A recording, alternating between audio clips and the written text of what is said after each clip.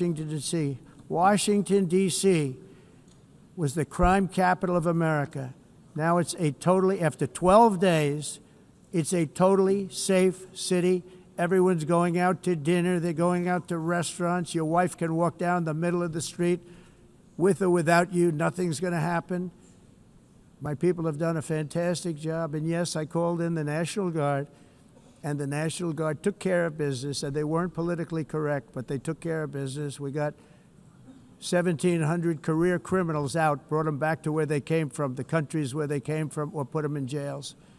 Washington, D.C. is now a totally safe city again, and I welcome you to come. In fact, we'll have dinner together at a local restaurant, and we'll be able to walk. We don't have to go by an armor-plated vehicle. We'll walk right over there from the White House. They've given up their powerful edge, a lot of the countries that we're talking about, in oil and gas, such as essentially closing the great North Sea oil. Oh, the North Sea, I know it so well. Aberdeen was the oil capital of Europe, and there's tremendous oil that hasn't been found in the North Sea. Tremendous oil. And I was with the Prime Minister I respect and like a lot, and I said, you're sitting with the greatest asset. They essentially closed it by making it so highly taxed that no developer, no oil company can go there.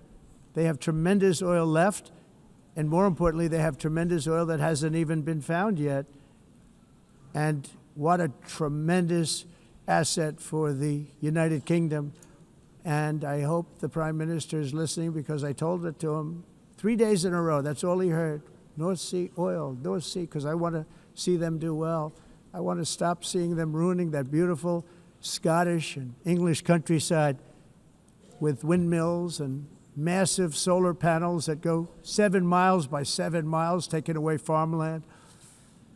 But we're not letting this happen in America. In 1982, the executive director of the United Nations Environmental Program predicted that by the year 2000, climate change would cause a global catastrophe. He said that it will be irreversible, as any nuclear holocaust would be. This is what they said at the United Nations. What happened? Here we are. Another UN official stated in 1989 that within a decade, entire nations could be wiped off the map by global warming. Not happening. You know, it used to be global cooling. If you look back years ago in the 1920s and the 1930s, they said, global cooling will kill the world. We have to do something. Then they said global warming will kill the world. But then it started getting cooler. So now they could just call it climate change, because that way they can't miss. It's climate change. Because if it goes higher or lower, whatever the hell happens, there's climate change. It's the greatest con job ever perpetrated on the world, in my opinion. Climate change, no matter what happens, you're involved in that. No more global warming, no more global cooling. All of these predictions made by the United Nations and many others, often for bad reasons, were wrong. They were made by stupid people that have cost their countries fortunes and given those same countries no chance for success. If you don't get away from this green scam, your country is going to fail. And I'm really good at predicting things, you know. They actually said during the campaign they had a hat, the best-selling hat. Trump was right about everything. And I don't say that in a braggadocious way, but it's true. I've been right about everything.